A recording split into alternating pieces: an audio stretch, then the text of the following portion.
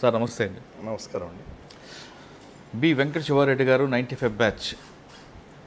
శివారెడ్డి గారు మీరు కడప కానీ అనంతపూర్ కానీ పనిచేసిన టైంలో అంటే 95లో మీరు సర్వీస్లో వచ్చేసరికి ఫ్యాక్షన్ చాలా పీక్ స్టేజ్లో కనిపిస్తుంటుందండి.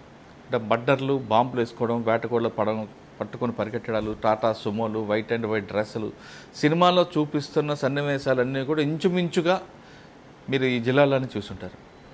ఫ్యాక్షన్ పెరగడానికి కారణం ఏంటి అన్నది పక్కన పెడితే దాన్ని కంట్రోల్ చేయడానికి శివారెడ్డి గారు ఏం చేసేవారు, శివారెడ్డి గారికి మర్చిపోని ఘటన ఏంటి, దాంతోపాటు ట్రెడిషనల్ క్రైమ్ నుంచి బయలుదేరిన మీరు ఇప్పుడు సైబర్ క్రైమ్తో వరకు వచ్చారు.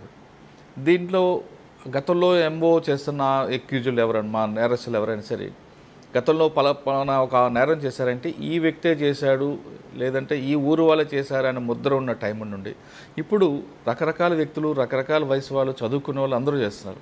ఈ మార్పుకు కారణం ఏంటి? నెంబర్ 2. నెంబర్ 3, 95లో పోలీస్ డిపార్ట్మెంట్కి వచ్చేసరికి ప్రజలకి పోలీస్ పట్ల ఒక భయంతో కూడిన గౌరవం కానీ లేదా గౌరవంతో కూడిన భయం, ఏదో రెండిట్లో ఏదో ఒకటి ఉండేది.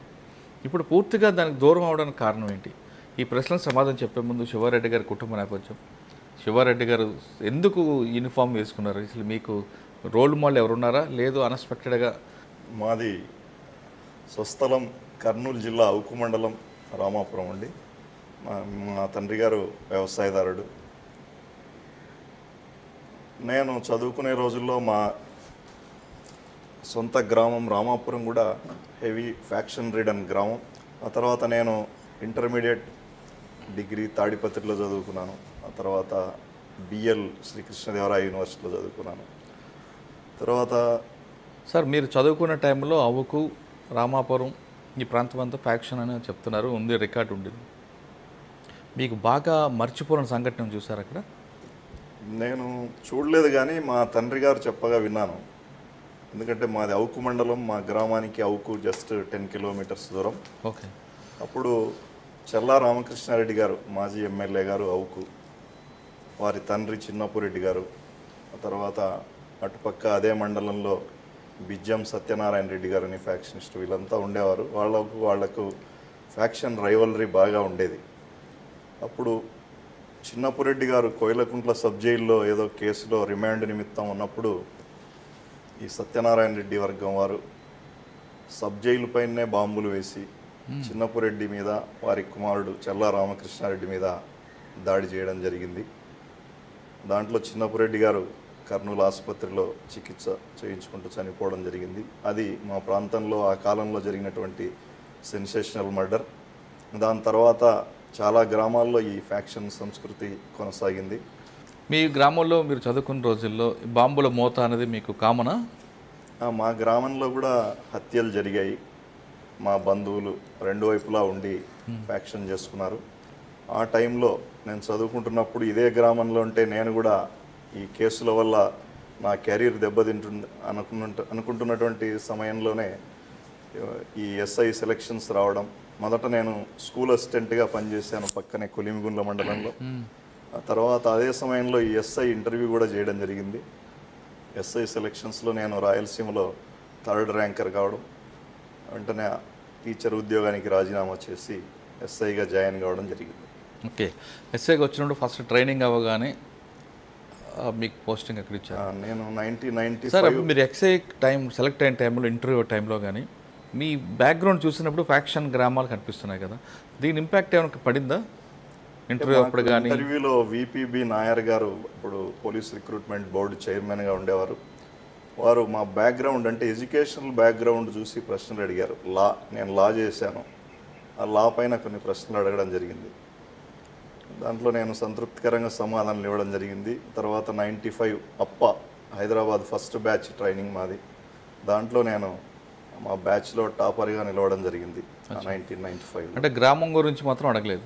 గ్రామం గురించి అడగలేదు, మళ్ళీ ఎడ్యుకేషనల్ బ్యాక్గ్రౌండ్ గురించి అడిగారు. అచ్చా, ఓకే. తర్వాత అండి ఫస్ట్ పోస్టింగ్ ఎక్కడ? తర్వాత అనంతపూర్ జిల్లాలో నేను ఫస్ట్ పోలీస్ స్టేషన్ ముదిగుబ్బ, ఆ తర్వాత కదిరి, తర్వాత పెద్దపప్పూర్ నియర్ తాడిపత్రి, తర్వాత కళ్యాణదుర్గం, రాయదుర్గం, ఇలా పోలీస్ స్టేషన్స్లో పనిచేశాను. సరే, ముదిగుబ్బ, కదిరి ఇవన్నీ కూడా కరువు ప్రాంతాలు కనిపిస్తుంటాయి. అవును. అక్కడ వర్షాధారం మీద ఆధారపడే జీవితాలు ఉంటాయి. అక్కడ నుంచి వలసలు కూడా ఎక్కువగా వెళ్ళేవారండి. అక్కడ హ్యూమన్ ట్రాఫికింగ్ అవ్వచ్చు, పింప్స్ కానీ వీళ్ళందరూ కూడా ఎక్కువ కనిపిస్తుంటారు కదిరి ముద్దుగుబ్బ ప్రాంతంలో. కదిరి పర్టికులర్గా తీసుకుంటే కదిరి నుంచి బాంబే అటువైపు అమ్మాయిలని గల్ఫ్ కంట్రీలకని తీసుకెళ్తూ అమ్మేవారు కేసులు ఎక్కువగా కనిపిస్తుంటాయి.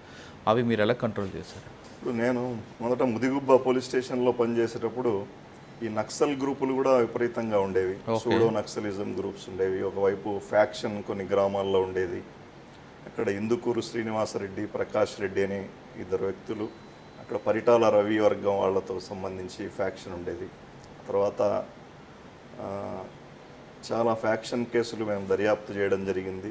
కంట్రోల్ బాగా చేసాం. ఆ కాలంలో ఈ నాటు బాంబులు ఇలాంటివి రికవరీ చేయడం జరిగింది. ఆ తర్వాత నేను కదిరికి ట్రాన్స్ఫర్ కావడం జరిగింది. సార్, ముద్దుగుబ్బలో మీరు పనిచేస్తున్న టైంలో ఫ్యాక్షన్ని సంబంధించిన ఏమైనా కేసు ఒకటి ఎగ్జాంపుల్ చెప్పగలరా? అంటే నేను ముదిగుబ్బలో పనిచేశాను. నేను అక్కడి నుంచి ఇమ్మీడియట్గా ట్రాన్స్ఫర్ అయినటువంటి జస్ట్ 2-3 డేస్లోనే ఒక ఇందుకూరు ప్రకాష్ రెడ్డి అనే వ్యక్తిని మర్డర్ చేయడం జరిగింది. ఈ ధర్మవరం కాసిం అంటే పరిటాల రవి అనుచరులు వాళ్ళు. అతను జీప్లో వస్తూ ఉంటే వెనక వైపు నుంచి లారీతో డాష్ ఇచ్చి అక్కడనే నరికి బాంబులు వేసి చంపడం జరిగింది. ఆ కేసులో నేను కదిరికి ట్రాన్స్ఫర్ అయినా కూడా నన్ను అక్కడికి పిలిపించి ఆ కేసులో అసిస్ట్ చేయమని అక్కడి దర్యాప్తు అధికారులు నన్ను అప్పుడు అడగడం జరిగింది. చేశాము.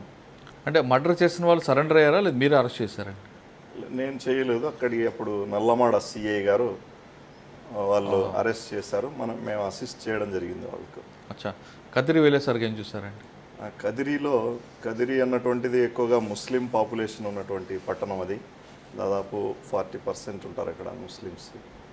Communally sensitive. గతంలో 1980స్లో కూడా అక్కడ పోలీస్ ఫైరింగ్ జరగడం, చాలామంది చనిపోవడం, పెద్ద పెద్ద అల్లర్లు జరగడం జరిగింది. తర్వాత నేను వెళ్ళినప్పటికీ పరిస్థితి అటువంటిదేం లేదు. కమ్యూనల్లీ ప్రశాంతంగా ఉంది. ఆ కమ్యూనల్ హార్మోనీని మేము అలానే కంటిన్యూ చేయడం జరిగింది. ఇరు వర్గాలతో కూడా వినాయక చవితి ఆ నిమజ్జనం ఆ టైం వచ్చినప్పుడు కొంత టెన్స్ ఉంటుంది. ఇరు వర్గాలను సమావేశపరచడం, పీస్ కమిటీ మీటింగులు పెట్టడం, అవన్నీ చేస్తూ నేను అక్కడ పనిచేసినటువంటి దాదాపు 4 సంవత్సరాల కాలం ఎస్ఐగా ప్రశాంతంగానే నడిపించారు. అంటే మీరు కమ్యూనల్ చేయడానికి కంటిన్యూ చేశారు, కంట్రోల్ చేశారని చెప్తున్నారు. కానీ హ్యూమన్ ట్రాఫికింగ్ విషయంలో ఏం చేశారు? హ్యూమన్ ట్రాఫికింగ్ విషయంలో కొన్ని స్వచ్ఛంద సంస్థలు ఉండేవి కదిరిలో. రెడ్స్ అని అట్లా ఎన్జిఓ ఆర్గనైజేషన్స్, వాళ్ళ సహకారంతో మేము ఈ గ్రామాల్లోకి వెళ్ళి అవేర్నెస్ క్యాంపులు పెట్టడం జరిగింది. ఇటువంటి హ్యూమన్ ట్రాఫికింగ్ను మిమ్మల్ని అమాయకులైన మహిళలను ఎవరైనా వలలో వేస్తారు, దూర ప్రాంతాలకు తరలిస్తారు, వ్యభిచార వృత్తిలో దింపే అవకాశం ఉంది. కాబట్టి మీరు అలాంటి వాటికి మోసపోకూడదని చైతన్య కార్యక్రమాలు నిర్వహించడం జరిగింది ఆ సంస్థలతో కలిసి. దాని మేరకు కొంత ఫలితాలు కనపడ్డాయి. దాని తర్వాత కొంతకాలానికి ఎస్పీ గారు, అనంతపూర్ ఎస్పీ గారు అప్పుడు కొన్ని ప్రత్యేక టీములను ఢిల్లీకి, నాగపూర్. ఎవరండి అప్పుడు ఎస్పీ? అప్పుడు కదిరి ఎస్పీ గారు Anantapur SP KV Mohan Rao sir ఉండేవారు. ఓకే. ప్రత్యేక బృందాలను పంపి అక్కడి నుంచి కొంతమంది మహిళలను రెస్క్యూ చేయడం కూడా జరిగింది.